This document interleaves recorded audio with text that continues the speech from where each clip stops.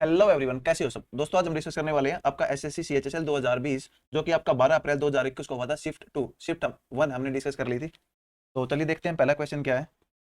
देखो आज क्या है, इंग्लिश की जो पीडीएफ थी उसमें काफी प्रॉब्लम्स थी। मतलब क्वेश्चन का जो आधी लाइन इधर थी आधी उधर थी, ऑप्शन नहीं थे, मतलब कुछ पीडीएफ में प्रॉब्लम थी। तो इसलिए हम डिस्कस करेंगे हिंदी का। तो कुछ ऐसे वर्ड रहेंगे जो हिंदी और इंग्लिश के अलग रहेंगे, वो मैं साथ के साथ आपको बताता रहूंगा। देखो पहला क्या है, एक की जो इनकम है वो 8:11 के अनुपात में बढ़ोतरी हुई है। अभी पहले 8 सी अब 11 होगी, यानी 8:11। और अब कह रहा है नया वेतन आपका उसका 33,000 है, यानी एक की वैल्यू कितनी आ गई, आप कहेंगे 3,000। और जो 8 था पहले की वैल्यू कितनी थी, 24,000। ये आपका आंसर है। नेक्स्ट है, देखो नेक्स्ट आपका डीआई का है। ये कह रहा है दिए गए स्तंभ आलेख का अध्ययन करें, यानी बार चार्ट आपका। और जो बार चार्ट में क्या है भाई, आपको कंपनियां दे रखी हैं, कंपनियां ये दे रखी हैं और इनका कारोबार आपका यहाँ दे रखा है। ये 14-15 रिप्रेजेंट कर रहा है जो ब्लू कलर है, और जो ऑरेंज कलर है वो आपका रिप्रेजेंट कर रहा है 15-16। ये कह रहा है एक्स एक्स कंपनी इतना, तो आपको क्या बताना है। देखो ये कह रहा है 13-14 की तुलना में 14-15 में एक साथ सभी कंपनियों की बिक्री कारोबार की औसत में 25% की वृद्धि हुई है। यानी जो 13-14 था, देखो ये 14-15 15-16, इससे पहले 13-14 था, उसका जो औसत था उसका 25% यदि मैं बढ़ा दूं तो वो आपका जो औसत है वो 14-15 का है। यानी मैं 14-15 का औसत निकाल लूंगा और 13-14 का जो 25% बढ़ा के वो इसके बराबर है, बराबर रख दूंगा। तो आपसे पूछा है भाई सभी कंपनियों का बिक्री कारोबार का औसत 2 करोड़ में 2 दशमलव स्थान तक। देखो उसने 2 दशमलव स्थान तक दे रखा है। कहने का मतलब है कि जब आपका एग्जामिनर ऐसे देता है तो चांसेस रहते हैं कि एग्जैक्ट आंसर नहीं आता है। अगर इसका ऐसा दे रखा है तो हम एक बार बेसिक मैथड से चलेंगे, अदरवाइज मैं इसमें आपको ये भी बताऊंगा कि डिजिट सम से इस क्वेश्चन को कैसे सोल्व करते हैं। देखो ये कह रहा है, सबसे पहले तो आप ये देख लो कि जो आपका 14-15 है उसका एवरेज क्या है। देखो 14-15 में आपका यानी 1060 है, फिर आपका 954 है, फिर आपका 850 है, फिर आपका 1360 है और 1000। ये देखो, या तो आप वहीं जोड़ लो या फिर आप यहीं जोड़ लो। देखो 4 आ गया, 8 से 14 और 10 आपका। देखो 14 और 6 20 और 10 30, यानी 3। अब 8 और 3 11 और 9 20 और 3 23। अब 2 और 3 5, यानी ये आपका टोटल आ गया। अब आपको चाहिए एवरेज। तो एवरेज निकालने के लिए कितने हैं, 5 है, तो 5 से डिवाइड कर दूंगा मैं इसको। तो 5 से कम 5, 0, 5 का 30 और फिर 4 बच गया 0 और 5 अठे 40, यानी ये आपका औसत आ गया। अब ये कह रहा है कि जो ये औसत है और जो आपका 13-14 में औसत था, मान लो 13-14 में औसत आपका के था, अब के का 25% बढ़ के, यानी 25% होता है 1/4, तो 1/4 का 25% 1 होगा, यानी बढ़ोतरी करके वो 5/4 हो जाएगा।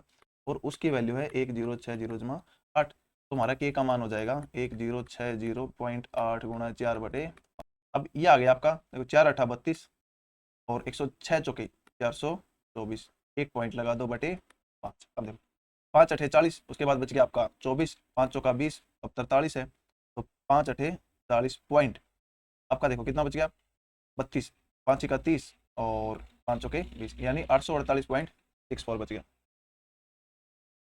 यानी इसको डिवाइड करके आपका आ गया, यहाँ पे यदि नहीं दिख रहा हो तो 848.64। देखो ये आपका आंसर है। ये तो था आपका बेसिक कॉन्सेप्ट। अब आप डिजिट सम का कॉन्सेप्ट देखो, वो क्या कहता है। देखो इसमें क्या किया था, एसएससी ने 2 दशमलव स्थान तक बोल रखा था। क्यों, क्योंकि इसमें क्या है, पॉसिबिलिटी हमारी ये थी कि जब भी एसएससी ऐसा बोलती है तो एग्जैक्ट कटता नहीं है, लेकिन इसमें एग्जैक्ट कटा था। तो इसमें जब भी आपको ऐसा लगे कि क्वेश्चन हमारा एग्जैक्ट कटेगा तो डिजिट सम देखो कैसे लगाना है। भाई देखो के था, ये हमें पता है इसका 5/4 होना था। अब डिजिट सम देखो 6 और 1 7, प्लस देखो ये 9 है, ये 9 है, 9 और 9 18, 8 1 9, इसको छोड़ दो 9 को। अब 8 और 5 13, 3 और 1 4, प्लस 6 और 3 9, यानी 9 को छोड़ दो बच गया 1। फिर आपका 8 1 9 बच गया, उसको छोड़ दो, बटे एवरेज करने के लिए मैं करूंगा इसको बटे 5। अब ये देखो ये हो गया 7 और 4 11 और 1 12, यानी 2 और 1 3, ये 3/5 हो गया। अब जो के है ये हमारा आ गया 3/5 गुणा 5/4, इससे ये कट गया, यानी 3/4। अब देखो नीचे 4 है तो डिजिट सम सोल्व करने के लिए मैं 7 करूंगा ऊपर, तो नीचे वाला हो गया, यानी 7 21 और 2 और 1 3, यानी जो हमारा आंसर होगा उसकी डिजिट सम का 3 होगा। देखो केवल एक ही ऑप्शन आपका ऐसा है लास्ट वाला जिसका डिजिट सम आपका 3 हो रहा है। तो यानी ऐसे क्वेश्चनों में देखो या तो आप कैलकुलेशन फास्ट करके इसको ऐसे सोल्व कर लो, या आप डिजिट सम का भी ऐसे यूज कर सकते हो। बस जो मैंने कल डिजिट सम की वीडियो में बताया था कि आपका जो एग्जैक्ट आंसर आना चाहिए, ऐसा नहीं है कि 0.333 ऐसा कुछ मतलब रिपीटेटिव है, ऐसा क्वेश्चन आंसर नहीं आना चाहिए। तो नेक्स्ट क्वेश्चन हमारा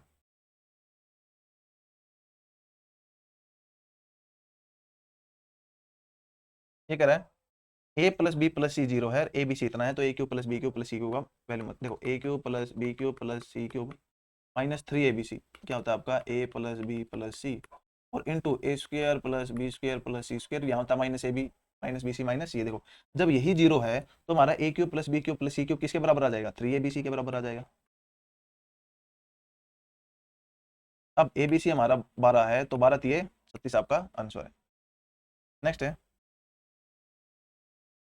ठीक है, एक दुकानदार ने 2 रेफ्रिजरेटर है समान मूल्य पर बेचता है, जब भी समान मूल्य पर बेचे यानी आपका सेलिंग प्राइस सेम है, अब पहले पे उसने 40% प्रॉफिट पे बेचा है और जो सेकंड आर्टिकल है उसको 40% लॉस पे, तो आपको बताना है टोटल उसको क्या हुआ। देखो जब भी आपका सेलिंग प्राइस या विक्रय मूल्य बराबर होता है और उतने का ही लाभ और उतने का ही परसेंटेज में हानि हो, तो हमेशा लॉस होता है, कितने का होता है आपका एक्स स्क्र बाई 100% का, और एक्स आपका ये है यानी जो बराबर वैल्यू है, तो 40 का स्क्र 1600 बटे 100 यानी 16% का आपको लॉस होगा।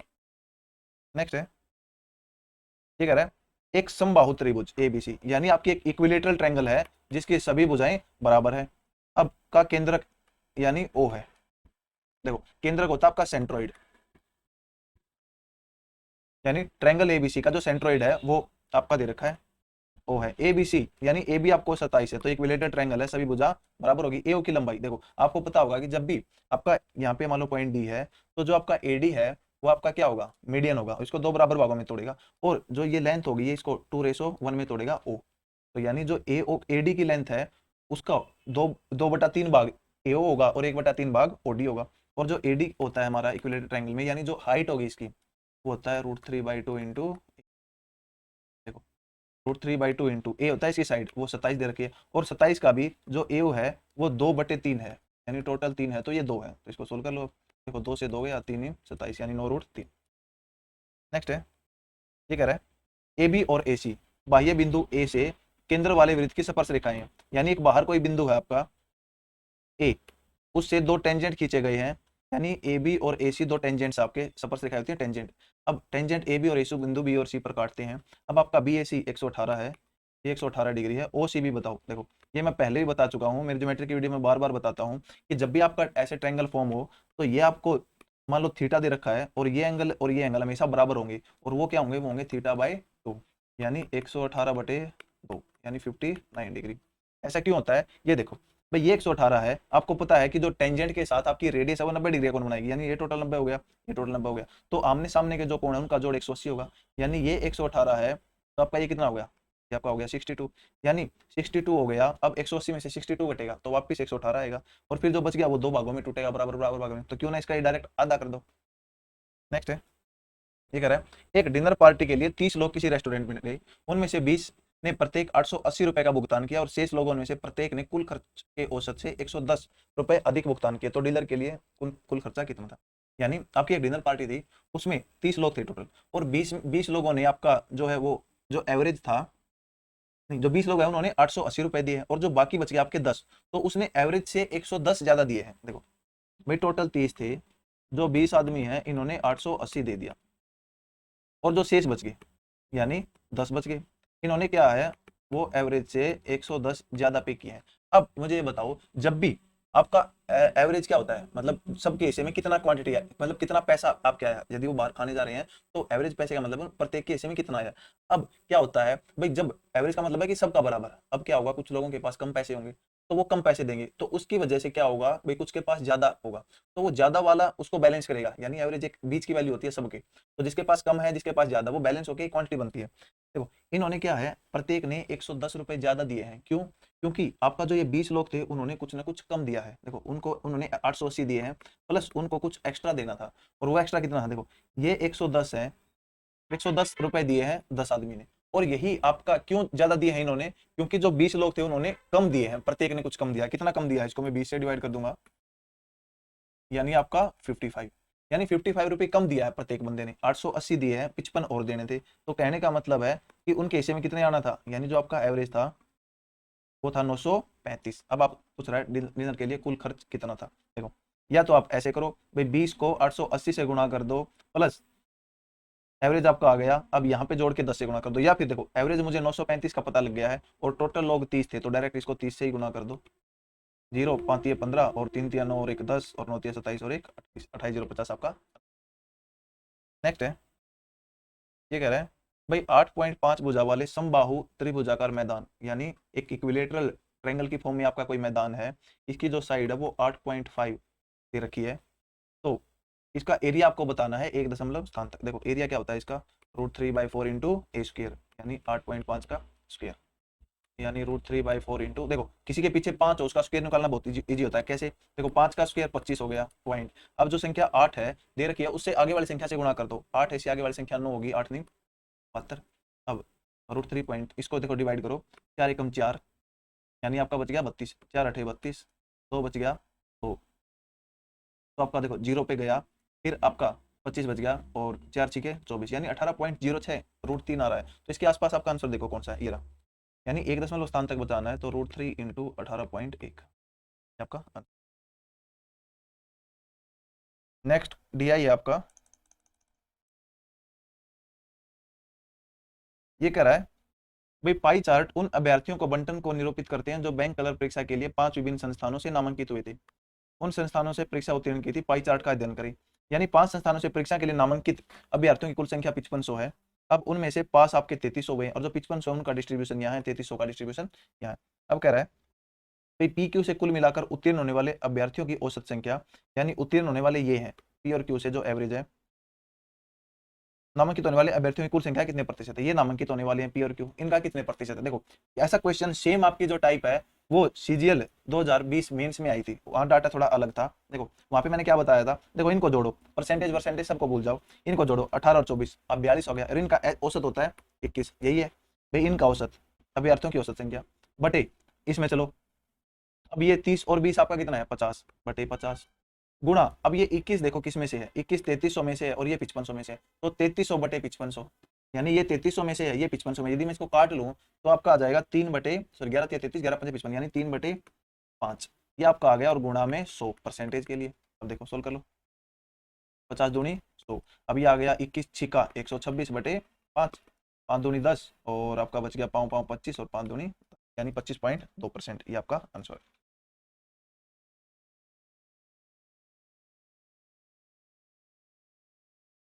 नेक्स्ट है,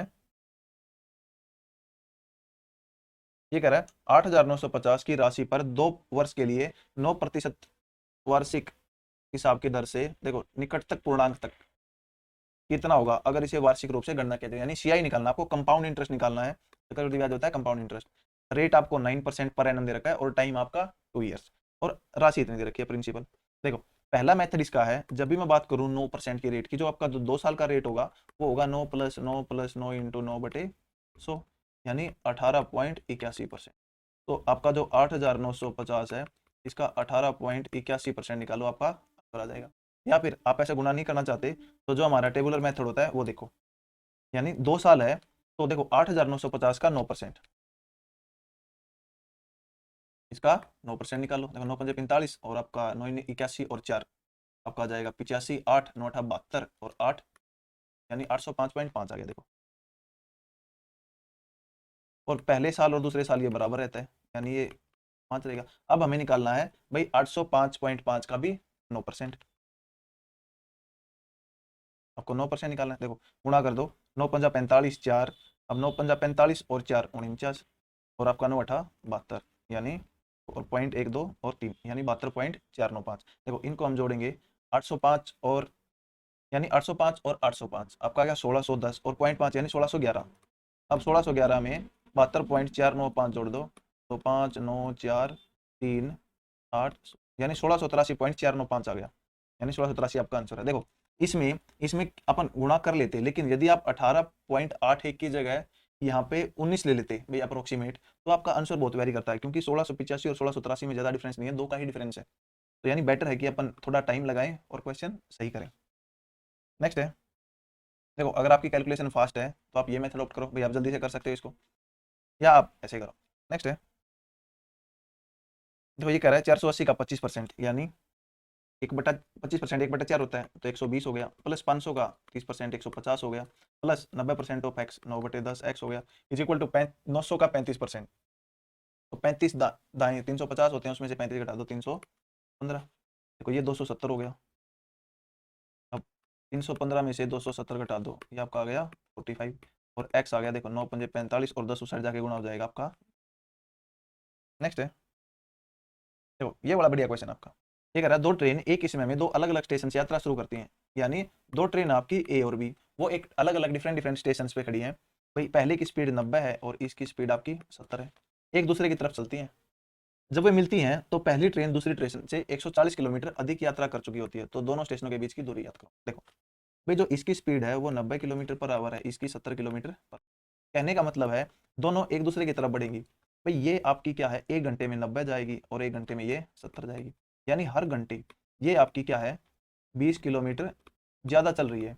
और कह रहा है जब मिली तो वो 140 किलोमीटर ज्यादा चली थी, यानी हर घंटे में 20 किलोमीटर चली है, तो 140 कितने घंटे में चली होगी, आप कहेंगे 7 घंटे में। यानी 7 घंटे में जब वो मिली, ये कह रहा है जब वो मिली, यानी टोटल वो कितने घंटे में मिली है, 7 घंटे में। अब देखो जब भी आपकी ट्रेनें आती हैं विपरीत दिशा में तो चालें जुड़ जाती हैं, ये 90 है ये 70 है, यानी 160 हो गया जो आपकी स्पीड है।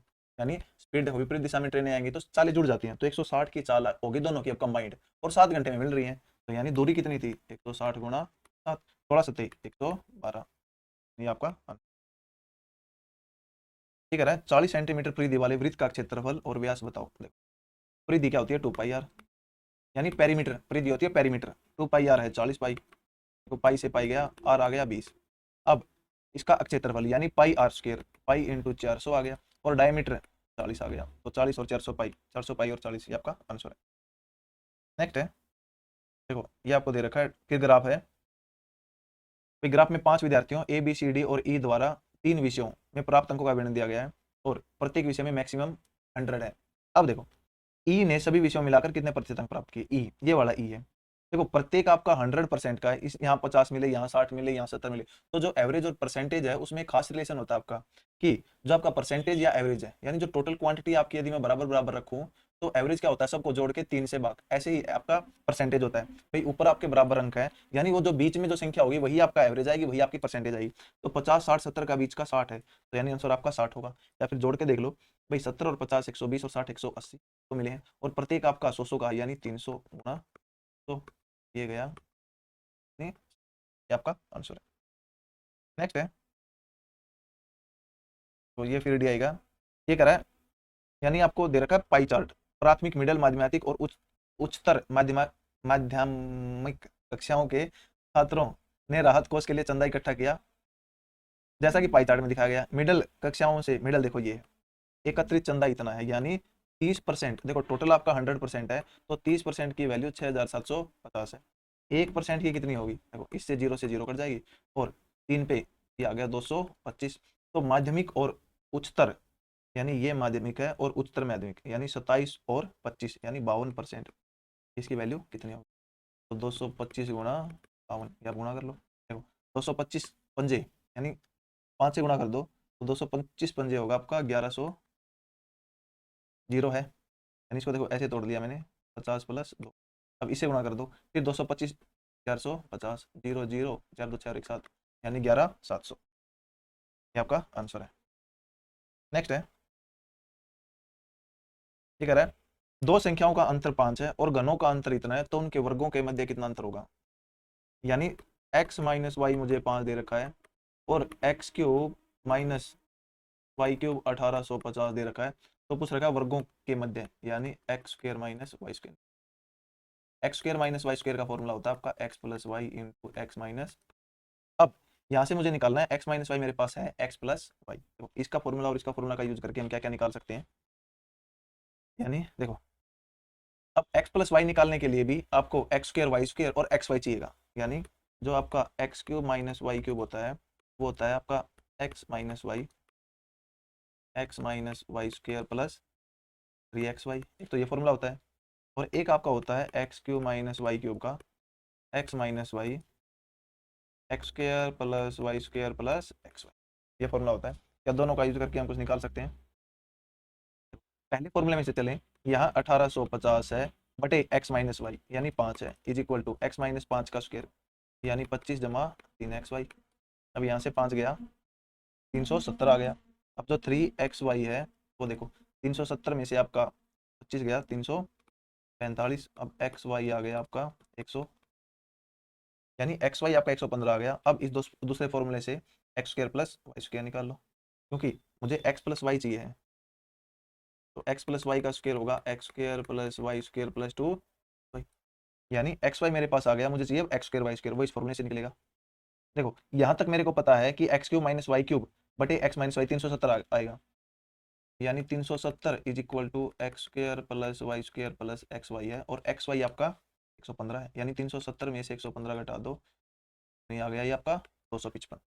अब रख दो, यानी देखो एक्स प्लस वाई का स्क्वायर आ जाएगा, यानी 255 प्लस 115, 5 और 5 10, और आपका 3 और 1 4 और 1, सॉरी ये दो दो एक्स वाई है, यानी 230, ये आपका आ गया 5, ये आपका 5 है, ये आपका आ गया 8, और ये आ गया 4, ये आ गया आपका एक्स प्लस वाई का स्क्वायर, और एक्स प्लस वाई होगा इसका अंडर रूट। अब देखो हमारे पास एक्स प्लस वाई हो गया, एक्स माइनस वाई हो गया, यानी जो आंसर होगा वो होगा 5485, ये आपका आंसर। नेक्स्ट है, देखो ये कह रहा है sine square 60 plus tangent square 45, यानी साइन स्क्वायर 60 कितना होगा आपका, ये होगा आपका 3/4 plus ten square 45 1 plus secant square 45 आपका हो गया 2 माइनस को सिकेंड स्क्वायर 30 हो गया 4, यानी 3/4, और 3 में से 4 गया -1, यानी देखो ये आपका आ गया -1/। नेक्स्ट है, ये कह रहा है वरुण और श्यान किसी काम को, यानी वरुण प्लस श्यान किसी काम को 3 दिन में पूरा कर सकते हैं, श्यान प्लस अनिल 4 दिन में, और अनिल प्लस वरुण 6 दिन में। देखो एलसीएम ले लो, ये आपका 12 आ गया, 3 चौके 12, 4 3 12 और 6 दूनी 12, यानी सबको जोड़ूंगा तो सबका 2-2 दिन का काम आएगा, तो 2 दिन का वरुण प्लस अनिल प्लस श्यान, ये आपका कितना आ गया 9। यदि एक दिन के काम की बात करूंगा, यानी वरुण प्लस अनिल प्लस श्यान, ये आ गया 9/2। अब हमें क्या चाहिए, अनिल अकेले इस काम को कितने दिन में पूरा करेगा, यानी अनिल का एक दिन का काम, तो मैं वरुण और श्यान का एक दिन का काम घटा दूंगा इसमें से, यानी अनिल का एक दिन का काम आ जाएगा 9/2 माइनस, देखो तीनों का एक दिन का काम 9/2 है, यानी 4.5 है, इसमें से आपका वरुण प्लस श्यान का 4 है, तो यानी 4 घटाएंगे तो 2 चौके 8, 9 में से 8 गया 1, यानी 1/2 आ गया अनिल का एक दिन का काम आधा। और कह रहा है पूरा काम कितने दिन में करेगा, देखो एक दिन में आधा काम करता है, तो 12 काम कितने दिन में करेगा, डबल दिन में, यानी 24 में, या फिर देखो 12/1/2, 2 ऊपर चला जाएगा, आपका आंसर आ जाएगा 24 दिन। नेक्स्ट है, ये कह रहा है 5500 का 9% प्लस इतना इतना इतना इतना का मान क्या होगा। देखो इसको सोल्व करेंगे हम, देखो यानी कट जाएंगे, परसेंटेज की मैं बात करूँ तो बटे 100 होगा, इसके 0 कट जाएगा, 9 45 और 9 45 और 4 49 प्लस, देखो अब इसका परसेंटेज की बात करूंगा तो 2 0 से 2 0 कट जाएंगे, और 24 को 11 से गुणा करूंगा तो 264 आएगा, यानी आपका 26.4 आ जाएगा, माइनस ये आपका 640 हो गया। अब देखो इन दोनों को जोड़ेंगे, 4 आपका है 6 5 11, और 9 2 11 1 12, 4 1 5, 600, देखो 521 है, इसमें से 640 घटाना है, तो आप मोटा मोटा आइडिया लगा लो कि कितना आएगा, यानी देखो ये 6 बच गया, अब ये 639 है और 521 है, यानी 39 में से 21 गए 18, और आपका एक यानी माइनस के बचेंगे 118 पॉइंट। देखो इस क्वेश्चन में डिजिट सम का हम यूज क्यों नहीं कर सकते थे, क्योंकि जो आपका आंसर है वो ऑप्शन देखो 1 8 1 6 है सब में, अदरवाइज डिजिट सम से बहुत इजी सोल्व हो जाता। नेक्स्ट है, ये कह रहा है दो संख्याओं का योग, यानी उनका जोड़ इतना है, और गुणनफल एक्स वाई 1150 है, तो वर्गों का योग, यानी X square plus Y square बताना है, तो X square plus Y square का फॉर्मूला क्या होता है, X plus Y square minus 2xy। देखो एक्स प्लस वाई का स्क्वायर होता है X square plus Y square plus 2xy, यहाँ पे देखो अब x प्लस वाई का स्क्वायर, यानी 59 का स्क्वायर, तो 59 का स्क्वायर हम कैसे निकालते हैं, देखो 50 से कितना ज्यादा है 9, तो 9 का स्क्वायर 81 हो गया। अब 50 से जितना ये ज्यादा है वो 25 में जोड़ दो, देखो 50 से 9 ज्यादा है तो 25 और 9 34, यानी 34 81, इसमें से आपको घटाना 2xy, यानी 1150 का 2 गुना, यानी 2300, ये आ गया 8 1 1 और 1। नेक्स्ट है, ये कह रहा है 2 tangent x plus 3 cot x is equal to 5, यानी x का मान क्या लूँ कि आपका 2 समथिंग 10 की फॉर्म में है, और देखो आपको ये देखते ही पता लगेगा कि x को यदि मैं 45 डिग्री ले लूँ तो टेंजेंट 45 और कोट 45 एक होते हैं, तो 2 और 3 5 हो गए, तो 9 और 4 13 हमारा आंसर। या फिर आप इसका स्क्वायर कर दो, 4 टेंजेंट स्क्वायर x प्लस आपका 9 cot square x plus 3 into plus 2 into 3 into 2 10x cot x कर जाएंगे इक्वल टू 25, तो वहाँ 25 में से आपका 3 दूनी 6 दूनी 12 घट जाएंगे, तो आपका आंसर 13 आ जाएगा। नेक्स्ट है, ये कह रहा है एक जनरल स्टोर में एक वस्तु जिसका अंकित मूल्य इतना है, उसे छूट पर यानी डिस्काउंट पर, यानी मार्क प्राइस आपका 35,600 है, और जो डिस्काउंट के बाद सेलिंग प्राइस है वो इतना है, तो छूट बताओ कितनी है। देखो इसमें से यदि मैं घटाऊंगा तो नहीं, यानी आपका 10 में से 8 गया 2, 9 में से 8 गया 1, और आपका 15 में से 8 गया 7, यानी 712 बच गया। यानी कहने का मतलब है कि उसने 35,600 की चीज है वो 34,888 पे बेची है, यानी 712 का छूट दिया उसने कितने पे, 35,600 पे, गुणा 100 कितने प्रतिशत है, देखो इसको काट दो और 356 दूनी 712 होती है, तो आपका आंसर आ गया 2%।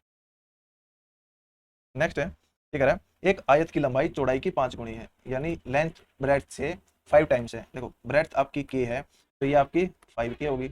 अब एरिया देखो, एरिया क्या होगा, लेंथ इंटू ब्रेड्थ, यानी 5 के स्क्वायर इक्वल टू 31, 25, 5 से डिवाइड कर दूंगा, 5 का 30 और 5 दूनी 10, 5 5 25 और के आपका आ गया। अब पूछ रखा है लंबाई, देखो अब चौड़ाई की बात करता 25 है और लंबाई की 25 पंजे 100, आपका आंसर है। नेक्स्ट है, ये कह रहा है 3 cot square X minus 7 cosecant square X plus 7 is equal to 0। तो एक्स देखो यहाँ पे एक चीज ऑब्जर्व किया करो कि एसएससी बहुत कम क्वेश्चन में ये इक्वल का निशान देती है, अदरवाइज हमेशा आपको ऑप्शन ऐसा मिलेगा। तो जब भी आपको इक्वल का निशान दे तो पॉसिबिलिटी बढ़ जाती है कि थीटा का मान 0 या 90 हो सकता है, अदरवाइज हमेशा थीटा का मान आपको जो मोस्टली क्वेश्चन होंगे 80% क्वेश्चन या 90% भी कहूँ आपको ऐसे मिलेंगे। तो यानी यहाँ पे 0 और 90 का मतलब कुछ वैल्यू हिट कर रही है। तो यहाँ पे देखो भाई किसकी वैल्यू मैं रखूँ 0 या 90 में से कि आपका ये 0 हो जाए। देखो पहले तो इसको मुझे 0 करना है, जब मैं इसको 0 कर दूंगा तो और इसको मुझे 1 करना है तो 7 से 7 कट के 0 हो जाएगा। देखो इसको 0, कोट 0 आपका किस पे 0 होता है, आपका कोट 0 हो गया, और कोसिकेंट 1, कोसिकेंट 1 मुझे पता है 90 पे होता है, और कोट 0 भी कोस 0 बटे साइन 0, यानी जो एक्स है उसको मैं 90 डिग्री रख दूंगा तो आपका देखो ये 0 हो जाएगा। तो यही आपका आंसर है। या फिर आप ऑप्शन में से देख लो, या फिर अगर आपको ऐसा नहीं करना है तो तब देखो क्या करेंगे। आपको पता है कि cosecant square theta minus cot square theta 1 होता है, और कोसिकेंट स्क्वायर थीटा होता है 1 प्लस कोट स्क्वायर थीटा, यहाँ पे रख दो, यानी cos 3 cot square X minus 7 of इसकी जगह रख दो 1 plus cot square X plus 7 is equal to 0, यानी 3 of cot square X minus 7 cot square X plus 7 is equal to 0। देखो 7 से 7 कट गया, अब ये बच गया आपका -4 cot square X is equal to 0।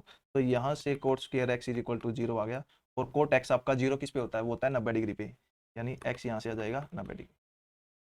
Next है, ठीक है देखो यदि A9257B684 संख्या 11 से डिविजिबल है, देखो कोई भी संख्या 11 से डिविजिबल होगी जो उसके इवन प्लेसेस पे अंक होंगे और जो ओड प्लेसेस पे अंक होंगे उनका डिफरेंस 0 या 11 या फिर 11 का मल्टीपल होगा। अब इनको जोड़ेंगे, देखो 4 और 6 10 और 7 17 और 2 19, यानी A प्लस 19 आ गया, और इनको जोड़ो 8 B जोड़ दिया, 8 और 5 13 और 9 22, यानी B प्लस 22 आ गया। देखो क्या रखा है, A माइनस बी का न्यूनतम मान। अब A माइनस बी घटा दो, A माइनस बी यानी इसमें से ही घटा दो, तो A minus 19 minus B minus 22 ऐसे घटाएंगे, तो सॉरी प्लस 19 है तो प्लस 19 माइनस का भाई यानी माइनस का 3 बच गया।